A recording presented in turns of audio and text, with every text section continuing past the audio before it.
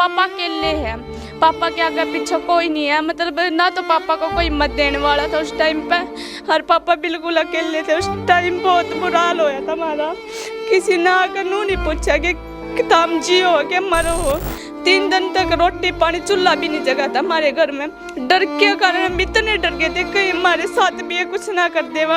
मेरे पापा और मेरे भाई ने भी फंसाने की कोशिश मैं दादा के साथ तो कर दिया, उन्हें भाई और पापा के पीछे भी लगे हुए हैं। दादा की गिरफ्तारी पकड़ी हुई थी, दादा के साथ उसने मारपीट करी कि इसने लड़की की गुप्तांगों के साथ छेड़छाड़ करी है, वो ऐसे बोली। वो लड़की अकेली खेल रही थी गली में, ऐसी बात नहीं है। यहाँ इनके घर के सामने वाले घर में जो रिश्तेदार आए थे वो बिल्कुल सामने बैठे थे, गली में भी थे, तो वो लड़की यही खेल ली जाया करती। पहले कभी दादा ने ऐसा नहीं करा तो वो अचानक किस तरह कर देते। नमस्कार, आप देख रहे हैं मेरे साथ जिंद प्लस न्यूज और मैं हूं आपके साथ सोनम। आपको बता दें कि आज हम पानीपत के बुरसाम गाँव में मौजूद हैं। एक मामला है जो काफ़ी उफान पर है, जिसमें कि लगभग 75 साल के व्यक्ति को लगभग 5 साल की वो लड़की है, उसके साथ छेड़खानी करने के आरोप में सज़ा मिलती है। मामला 13 जुलाई 2019 का है और जिस व्यक्ति को सज़ा मिलती है उनके पोता पोती हमारे साथ मौजूद हैं। परिवार का मानना है कि भी जो आरोप लगे हैं, जो सज़ा हुई है वो झूठे आरोप हैं और जो झूठे आरोप हैं उन्हीं के मद्देनज़र उनको सज़ा मिली है। सच्चाई कुछ और है, परिवार अपनी बात कुछ और रख रहा है और अब इन्हें कुछ जो गांव वालों की तरफ से या फिर जिनका वो मामला था, जिनकी वो लड़की थी, उनकी तरफ से भी कुछ प्रताड़ित या फिर परेशान करने का कोई मुद्दा सामने आया है। हाँ जी, क्या कुछ पूरा मामला था 14 जुलाई को 2019 को जो घटना हुई थी वो क्या 13 बात जुलाई। हाँ जी, 13 जुलाई को शनिवार को इन्हें सामने वालों ने काली माता की भेंट दे रखी थी और वो उसके ईशा के पापा सुबह 6 बजे दादा को यहाँ लेने आए घर की। ताऊ जी चलो हमने बकरा दिला लो, काली माता की भेंट करनी है। तो दादा उनके साथ चले गए, उन्हें बकरा दिलवा कर लाए। सारा दिन उनके साथ उनके घर ही रहे, सारा काम करवाया, पूजा पाठ करवाई उनकी। फिर शाम के टाइम 6 साढ़े 6 के बजे के आसपास दादा यहाँ गली में बैठे हुए थे, जो मेन गली है ये, वो लड़की गली में खेल रही थी। दादा ऐसे ही पैर लटका के बैठे हुए थे वहाँ गली में। तो ईशा की मम्मी, ईशा की दादी और उसके पापा की चाची है, वो यहाँ साइड में ये एक और दरवाजा, यहाँ बर्तन साफ कर रही थी। तो दादा वहाँ बैठे थे, मैं बोली ऊपर तो दादा खाना खा लो, लेट हो जाओगे फिर, लाइट के पता आवे या ना आवे। तो ईशा की मम्मी बोली कि खा लेवेंगे, लाइट आ जाने दे, कि दूसरे घर में बैठे, अपने घर में तो बैठे हैं, खा लेवेंगे। फिर मैं दोबारी 2 मिनट ही हुई थी, मैंने उस साइड में दोबारी बोलने आई तो ये जो रीना वाइफ ऑफ जितेंद्र, वो दादा की गिरफ्तारी पकड़ी हुई थी। दादा के साथ उसने मारपीट करी कि इसने लड़की की गुप्तांगों के साथ छेड़छाड़ करी है, वो ऐसे बोली। और उसकी मम्मी का कहना ये है कि दादा ने उसे नीचे, मतलब दादा नंग व्यवस्था में थे, उसके साथ दादा ने मतलब रेप करा है। मतलब 2 अलग-अलग बातें, हाँ, दोनों अलग-अलग हैं। अच्छा। उनका ये कहना है। पहले तो यही बात कि एक बात तो ले लो, कौन सी सही है कौन सी गलत है। फिर बाहर से चाचा आए थे मेरे, वो दादा को कैसे भी करके वहाँ तक अंदर ले आए। यहाँ इस कमरे में दादा को बंद कर दिया, सौंकड़ लगा दी इस वाले कमरे की, और बाहर का जो मेन दरवाजा था उसकी भी सौंकड़ बंद कर दी। ईशा के पापा और चाचा और थे जो बाहर सामान देने गए हुए थे, उसके पापा, चाचा, उसकी जो चाची है ईशा के पापा की, वो यहाँ दरवाज़ा तोड़ के छतों पे से कूद के अंदर आए, ये दरवाज़ा खोल, और दादा के साथ उन्होंने मारपीट की, बहुत ज़्यादा मारपीट की दादा के साथ। मतलब दादा बेहोश हो गए थे, वो ना तो चलने फिरने की हालत थी उनकी, ना खाने पीने की, लुलवान हो गए थे दादा के, तो जाड़ जुड़ सब कुछ टूट गई थी। इन्होंने ही पीटा था उनको? हाँ, इन्होंने पीटा था दादा को, क्योंकि इनकी फैमिली बहुत बड़ी है, ये 100 बंदे हैं, 100 से भी ज़्यादा ही होंगे, और रिश्तेदार भी आए थे, क्योंकि प्रोग्राम में तो आए हैं रिश्तेदार, वो आए हुए थे। हाँ, और ये बोल रहे कि वो लड़की अकेली खेल रही थी गली में, ऐसी बात नहीं है। यहाँ इनके घर के सामने वाले घर में जो रिश्तेदार आए थे वो बिल्कुल सामने बैठे थे, गली में भी थे, और ये तो है नहीं कि छोटे से घर में सारे रिश्तेदार अंदर होंगे, तो बाहर भी थे। हाँ, तो फिर उन्होंने मारपीट करी दादा के साथ, बहुत ही ज़्यादा मारपीट करी। गांव वालों ने कैसे भी करके दादा को छुटवाया, वो बाहर निकाले जो पीट रहे थे दादा को।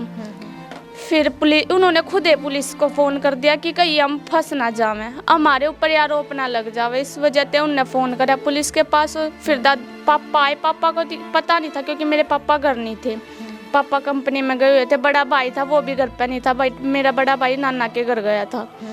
तो पापा आने के बाद पापा को ये नहीं पता था कि क्या हो रहा है क्या नहीं हो रहा है। जो चाचा थे उन्होंने पापा को बताया कि भैया ऐसे ऐसे बात हो गई है। तो पापा बोले, अगर पापा दादा को बोले, अगर पापा आपने ऐसा कुछ काम करा ना तो ये लो रस्सी लटक कर मर जाओ। मैंने मतलब वो भी मेरी बेटी है। तो आप दादा बोले कि बेटा मैं लटकन की हालत में नहीं, तू बोल रहा है तो दुनिया तो बोल लेगी, जब तक नहीं मेरे पे यकीन नहीं तो दुनिया क्यों करेगी। बोले मैं लटकन की हालत में नहीं, तू ले रस्सी मैंने लटका दे, अगर तने वो हो रहा हो कि मैंने यो काम कर रहा है तो पापा किस तरह लटका देते। तो पुलिस आई तो दादा को लेगी, वो उठा के न 3 दिन तक मेरे दादा जेल में रहे, यहाँ संभाल कर थाने में।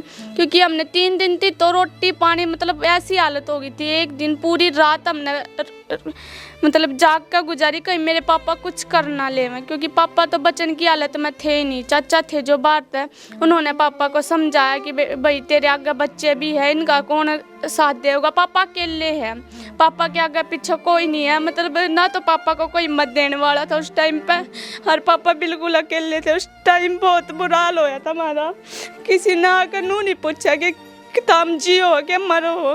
3 दिन तक रोटी पानी चूल्हा भी नहीं जगा था हमारे घर में। डर के कारण हम इतने डर गए थे कहीं हमारे साथ भी ये कुछ ना कर दे।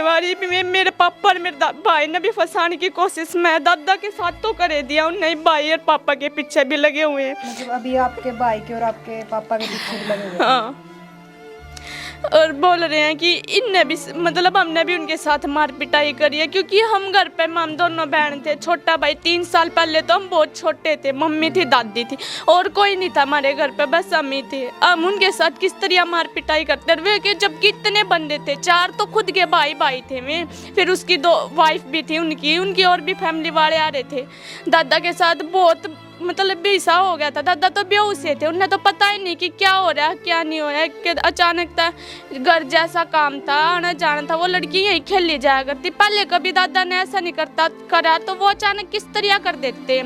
पहले हम भी थी, पहले हमारे साथ ऐसा कुछ नहीं करा, मम्मी थी हमारे थे, पहले मम्मी के साथ ऐसा नहीं करा तो उसके साथ किस तरह करते मेरे दादा। क्योंकि हर टाइम घर जैसे पड़ोस में तो आना जाना लगा ही रहा है। हमारे परिवार तभी बढ़के थे वे, और वो सो भी जाया करती लड़की यहाँ पे। जब नहीं दादा ने ऐसा करा तो उनके घर में जाकर दादा किस तरह कर देते ऐसा काम, तो दादा ने ऐसा कुछ नहीं करा। मैं तो हाथ जोड़ कर कहूँ मेरे दादा के लिए न्याय होया और मारता न्याय मिले, इस केस की छानबीन करी जावे, मैं यह विनती करूँ हाथ जोड़ के न बस। जब उस दिन पुलिस आई थी मौके पर, हाँ, क्या कुछ जांच की गई, क्या कुछ बोला ऐसा सब? क्योंकि उस टाइम पे हम नीचे नहीं थे, इतनी भीड़ जमा हुई थी यहाँ पे कि हमने तो नीचे आने भी नहीं दिया था, कहीं हमारे साथ भी कुछ ना कर दे हुए। पापा बहुत डरे हुए थे। उस टाइम पे पुलिस आई और दादा को उठा कर ले गई थी यहाँ पे। दादा नंग व्यवस्था में थे यहाँ पे, क्योंकि दादा के साथ मार पिटाई करी गई थी तो दादा की धोती वगैरह सब कुछ खुल गई थी। हाँ, तो दादी ने भाग कर न उनके ऊपर कपड़ा, वो तो उनकी बाद में खोली गई थी, वो झूठी है ये बात? हाँ, व्यवस्था में थे। क्योंकि उस टाइम पे दादा सही थे, वहाँ तक उठा कर लेकर आई, यहाँ आकर उन्होंने यहाँ पे दादा के साथ मार पिटाई करी। यहाँ पे दादा की धोती खुली थी। जब मेरी दादी ने उठकर उनके ऊपर परणा उड़ाया कि मेरी पोतिया है, मेरी पोतिया ने तो देख लो था, इनके कहन तो देखो। हाँ, जब दादी ने उड़ाया और फिर गाँव वालों ने वे बार भगाए। हाँ, जैसे ये मामला होने के बाद आप लोगों को कुछ बाद में सुनने को मिला या फिर परिवार की तरफ से कुछ ऐसा कुछ हुआ? ऐसा कुछ नहीं। 13 तारीख को वो दादा को लेकर गए थे रात को 8:30 बजे पुलिस वाले। और मतलब हम तो इतने डरे हुए थे दादा के पास। हमने तीसरे दिन फोन आया था वहीं तक थाने में था कि भाई तुम्हारा बुढ़ा आया है तो इसके कपड़े वपड़े दे कर चले जाओ, क्योंकि दादा के कपड़े फट रहे थे, ज़्यादा ही मार पिटाई करी थी दादा के साथ। तो पापा ने चाचा को भेजा, क्योंकि पापा तो बहुत डरे हुए थे, अकेले थे पापा, इस वजह बाहर था। चाचा को भेजा, पापा ने वो थाने में गए, कपड़े वपड़े देकर आए। तो वो अगले ही दिन मतलब तीसरे दिन गए थे, वो दादा को करनाल जेल में शिफ्ट कर दिया था। मतलब दादा ऐसी हालत में थे, उनकी डॉक्टरी जरूर हुई होगी वहाँ पे। मतलब दादा ऐसी हालत में थे कि डॉक्टर के पास तो वो जरूर गए होंगे, क्योंकि उसके बिना दादा का हाँ इलाज जरूर होया होगा, लेकिन थाने वाले ने जेल वाले ने मरता ना तो कोई रिपोर्ट दे रखी है दादा की ना उन्हें। हाँ हम तो यही कहें कि वो रिपोर्ट है, दादा बताए, दादा ने बाहर आया तो तब दादा कह रहे थे कि मेरी डॉक्टरी हुई थी, मेरी दवाई चल रही थी, तो वो रिपोर्ट कहाँ है दादा की? इस हालत में थे दादा कि बहुत चोट लगी थी उनका बहुत ज़्यादा, तो कहाँ है वो रिपोर्टर? 13 तारीख को दादा को यहाँ तक लेकर गए थे, तो वो पुलिस वाले कह रहे कि हम यहाँ 14 तारीख को लेकर गए थे। 13 तारीख की रात को मेरे दादा को कहाँ रखा गया? उन्होंने कहाँ रखे मेरे दादा? मैं ये कहना चाह रही हूँ कि 13 तारीख कहाँ रात को कहाँ गुजारी, क्योंकि ऐसी हालत में थे वो, ना खा पी सके थे ना चल फिर सके थे, कहाँ पर रखा होगा उनने।